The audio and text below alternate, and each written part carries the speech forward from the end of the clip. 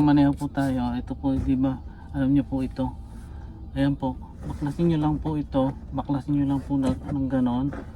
Dahan-dahan lang po. Ayan. Mababaklas po siya. Okay? Para makita niyo kung ano yung laman nito. So, meron dito nga mga maliliit na ito ay para sa mga hangin na saan direction nyo gustong ilagay. So natatanggal po yan pagka sinundot po ng mga bata. So ayan po, naikabit ko na po ito dahil sinundot din po ng mga bata ito. So naikabit ko nga po siya at madali lang po siyang ikabit, mga ka-expander.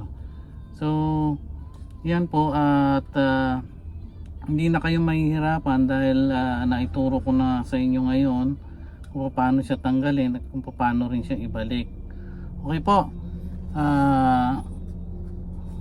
Kabit na po natin itong mga nandito at papakita ko sa inyo paano rin po siya ikabit.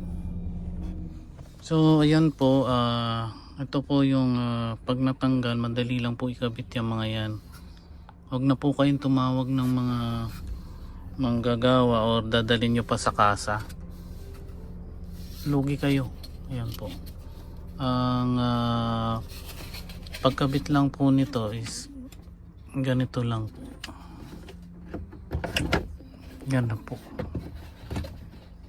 Ganyan lang. Ganyan lang po kadali. Kasi tulak nyo lang po na ganon.